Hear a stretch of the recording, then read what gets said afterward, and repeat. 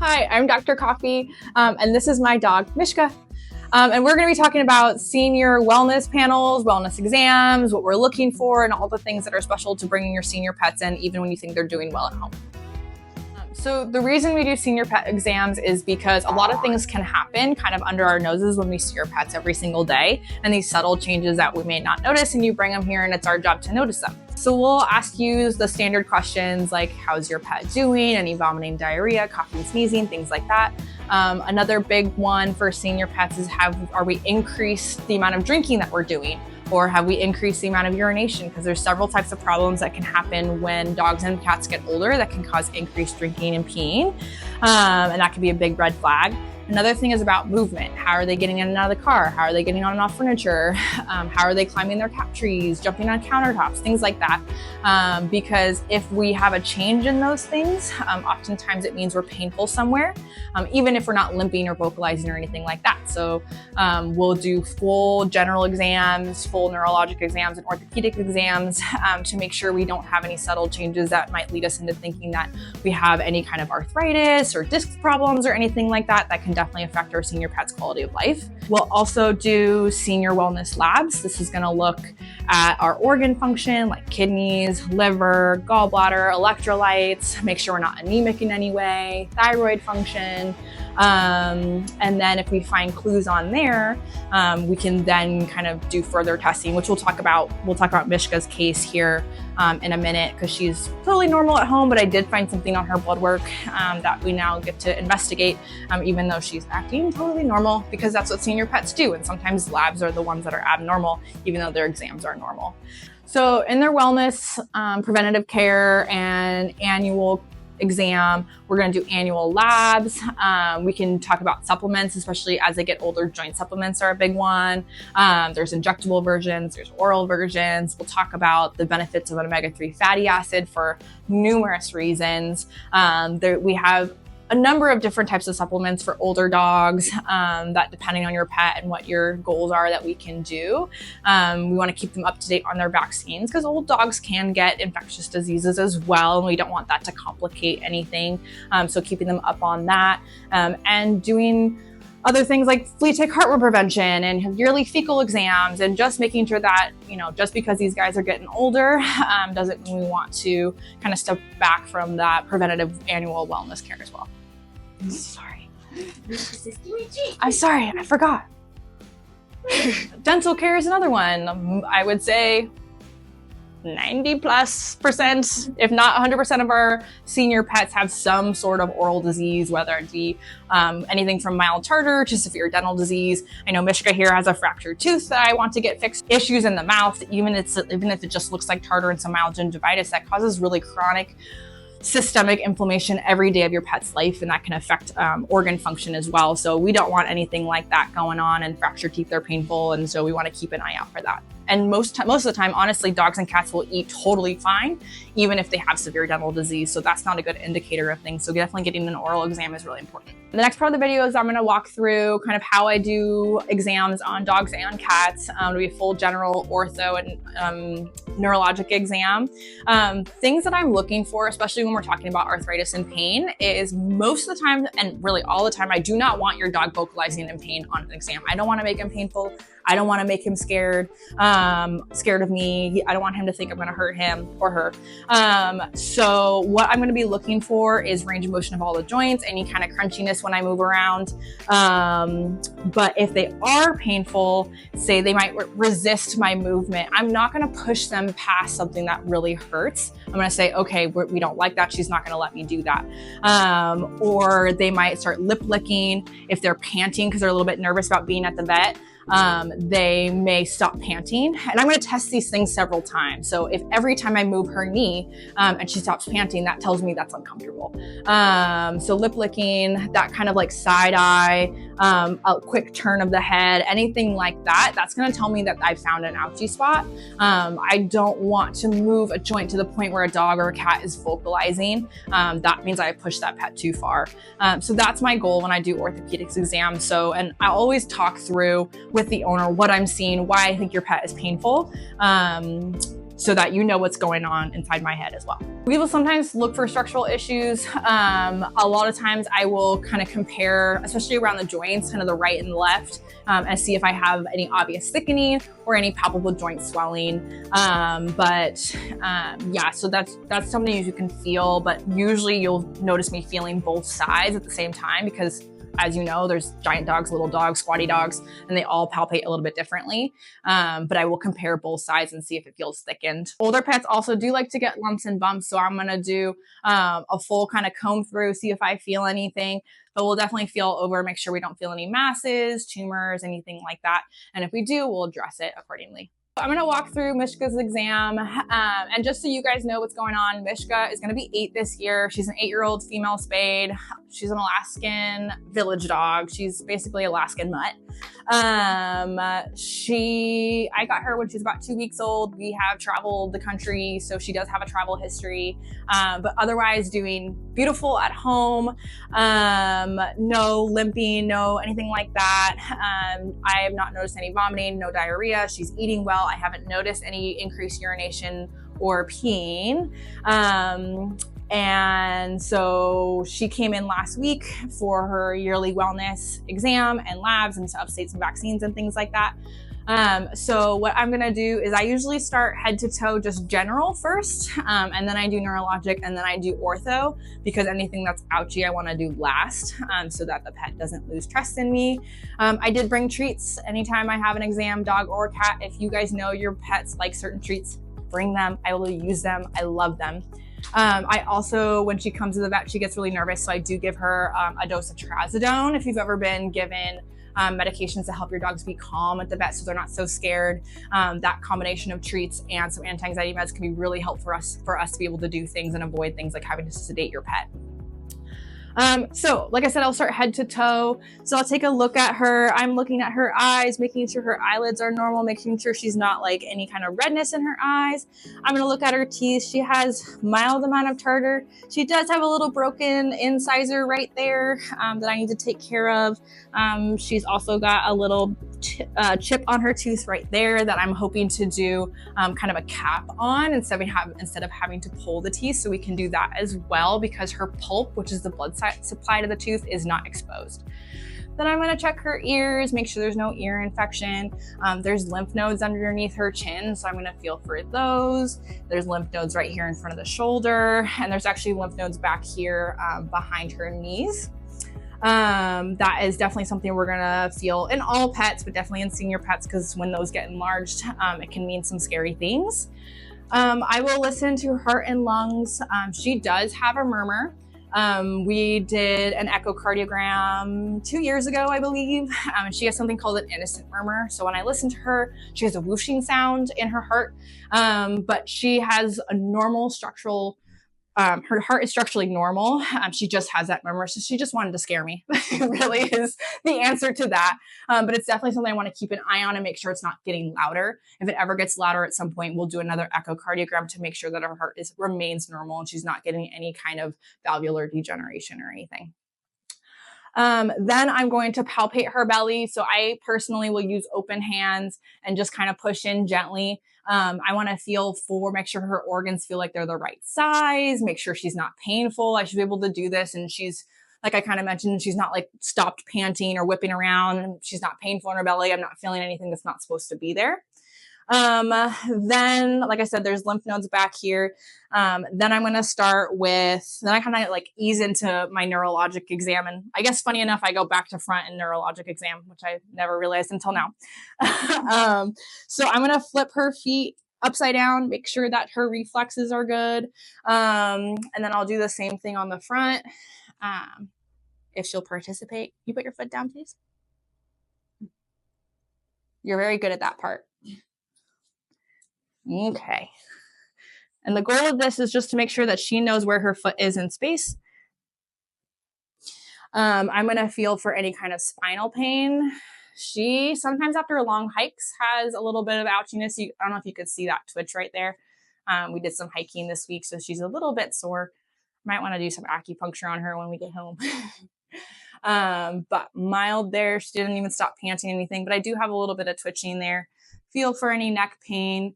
And one thing that I forgot that I often do at the very beginning is I do check some reflexes for her cranial nerves. So I'm going to make sure that she's blinking and then that she has a menace response there. A lot of honestly what happens with a neuro exam I can do from a distance. So her mentation is normal, her tongue movement is normal, she's moving her lips normally. When she walks around the room, she's not like walking like a drunk dog, so she's not ataxic or anything like that. So there's actually a lot, like when I'm just sitting and talking to owners, and if I'm looking at your dog, I'm often kind of noting all of these things just with them walking around or looking at me or barking at me or anything like that. Then I'm going to go kind of into my ortho exam. Again, if I know there's an ouchie spot, I'm going to do that last. Her only spot that she's ever had that was ouchie was a little bit in her mid back after long hikes. But I will start kind of toes up. I'm going to look at all of the toes underneath and on top, make sure there's no swelling, make sure I can move each individual toe, and all of these little joints move around and she doesn't care about it. I'm going to palpate her wrist is right here. I'm going to palpate for, and thank you. Any joint swelling, move her elbow around and then move her shoulder around. So this is new. So I don't know if you can tell, like she doesn't really like that, which I've never noticed in her before. You don't want to do the side either. So she might have some new shoulder pain. Probably on the more mild side. She doesn't care about her bicep being palpated. I don't feel any obvious. You can see if I'm pushing on her elbow, she doesn't want to extend. So that's something new for her. She's kind of worse on the right than the left. So this, if this was your dog, would lead me into a discussion about pain meds at home. So like I mentioned before, I'm not noticing any change in how she's moving. She's jumping on and off the chairs in here normal. She's jumping on and off the bed like normal. We're going on our normal hikes and everything like that. So this oftentimes is what happens where I'm like, okay, I'm finding pain on your dog, but you might not be seeing it at home. And it's one of those things that's often very subtle. And I should say, I finish out the back legs the same way. So oftentimes I'll say, hey, why don't you try pain meds for 2 weeks? See if you notice a difference. See if some of these subtle things that you may not see at home, all of a sudden I'm like, oh, she is playing more. She's playing fetch more. She wants to go on longer on hikes, whatever. She's taking less breaks, whatever it may be. And then if you're kind of in the camp where you're like, I really don't notice a difference. She's moving around fine at home. I say have them on hand as needed, right? Make sure we have normal blood work to support that we can use these medications because sometimes it can be hard on liver and kidney, and we'll get to blood work in a minute. But have them on hand. So say I'm going to go, she's kind of in the category where if we go for a 6-mile hike, I know she's probably going to be a little bit sore. So I give her a dose of pain meds before we go. And then usually afterwards just to be safe. But she's not slowing down at all. So pain management is not black and white. It's very dog dependent. It's owner dependent. It's whether or not that you can even manage medications.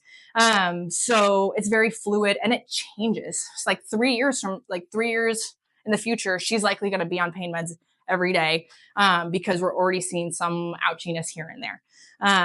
But it's constantly changing. So we can do things like pain meds. We'll do things like joint supplements. Like I mentioned, there's injectables, there's orals, there's omega-3s. We can do things like acupuncture. We have laser therapy. We have EMF therapy, like a beamer and a CC loop. So there's all kinds of things we can do. I often will start with just a couple so we don't complicate the issue. We don't have too many things happening at one time. We don't know what's working. And then as we need more support, we bring more things in, we make adjustments from there. So the senior wellness panel is going to include a CBC, which is the red blood cells, white blood cell counts, the organ function, that's a chemistry. It's going to include a urinalysis that's going to see if, do we have a UTI? How are we concentrating, kidney function, things like that. It's also going to include a thyroid. So for her, we're screening her thyroid. So I timed it with her medication, but we want to screen all our senior pets. For cats, they can get high. For dogs, they get low, and make sure they don't need medications accordingly. I also, for her senior labs, did her yearly heartworm test that we want to do in all dogs every year, even in low heartworm areas, because we are seeing increased prevalence of it slowly with the travel of dogs and changing mosquito populations, climate change, all that good stuff. So we did our yearly heartworm test as well. So like I mentioned, last week we did some blood work on her. I didn't have any strong indication besides she was due for her annual labs. She is hypothyroid, so she has like basically an inability at this point to make any thyroid hormone. So I do give her a pill every day to supplement that.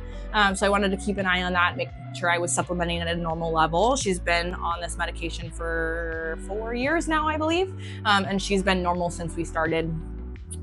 So if we want to walk through, this is the first half of, or first part of the blood work that is on a senior panel. This is called the CBC. It's looking at like red blood cells, white blood cells. Sometimes when dogs are stressed, this is her old labs on this side, and this is her recent labs. Sometimes when dogs are stressed or mildly dehydrated, we'll see some changes. And honestly, there's several things on blood work that if there's small changes, we're not always necessarily worried about. So if you ever get your labs back and we didn't talk about something, you obviously feel free to ask and we'll kind of talk through why we're not worried about it. But there are some small things on blood work that sometimes change, and unless the dog is having or cat is having a hard time, we're not necessarily worried about. So her CBC is normal. And then the next part is her chemistry. So this is our organ function. We have our glucose level. So if she was like diabetic, this would be really high. We have some kidney numbers. We have her electrolytes. We have liver numbers, gallbladder numbers, some general GI inflammatory markers. And so she's all very normal, except when we get down here. So this was something that was a surprise to me. So this is her urinalysis. Urinalysis is very important to senior blood work. We say blood work a lot, but the urinalysis is important because it tells me, generally speaking, how our kidneys are functioning. I'm missing a whole chunk of information if I don't have this. For example, if I just did her blood work, we wouldn't know that something was going on. I needed the urinalysis to know this. So what she has is this specific gravity is really low. We want it above 1.030, or you'll hear us call it like 1030, and she's at 1007. So she, according to this, has an inability to concentrate her urine. Now, that is generally a function that the kidneys have to do. And even though her kidney blood work numbers are normal, she's not concentrating well. Sometimes this can be a UTI we're not aware of. Sometimes it can be an infectious disease that's just hanging out in her body that we don't know about because she's not symptomatic for it. Sometimes, and I'm really hoping this is not the case, it can be different types of cancers that do this. So next steps for her was I got a urine sample from her very first urination in the morning, because that's her longest time without water, to see how much can she concentrate? And it was the exact same number. So I know she's not concentrating at all. I did a rectal exam to make sure I didn't feel any tumors. That was normal. So what I have pending for her now is, like I said, she's got a strong travel history. We do a lot of hiking. So she is on Simparica Trio. So that's that flea tick heartworm prevention that you probably heard about. But I still did a tick PCR panel that looks for all kinds of infectious disease that could be just hanging out in her body and causing this. And then I'm going to test her for lepto as well. She is vaccinated for it. But I just want to cover our bases and make sure that we don't have anything brewing that I don't want in my dog. If the infectious disease workup is boring, then what I'll do is imaging. So chest x-rays and abdominal ultrasound to look for different types of cancers. So she's a great example of, for me, she's completely normal at home, right? I will say she's a doggy door and a 5-gallon jug. We have multiple dogs at home. So I didn't notice any increased drinking or peeing, but it's obviously happening. She's not having any accidents in the house or anything like that. But she secretly was having some of those subtle senior changes that I didn't notice at home. So she's hanging out with us as we kind of work her up, and hopefully there's nothing too serious going on with her. But I would never have known if this was going on if we didn't do labs. So happy we did them, and hopefully we figure it out. But otherwise, she's happy and healthy. And since we made this video, I'm also gonna up her pain med regimen because she's got a little bit of shoulder soreness going on. And yeah, so seeing your dogs in for wellness exams, labs, obviously things can change even under our noses. So that's why we do these things. Thank you so much for watching. Senior pet care is something I'm really passionate about.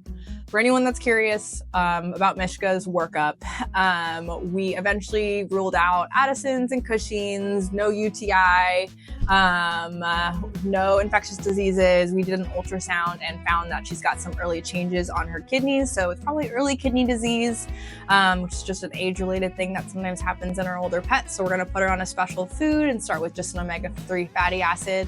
But hopefully it's early in the process and we can get ahead of the game. But otherwise, she's doing well at home and was paid very well in treats. If you're in Southern California and you're looking for a veterinarian, my name is Dr. Coffey. I'm at Alicia Pet Care Center, and we have 9 other great veterinarians to choose from. If not, like and subscribe to our videos and YouTube channel.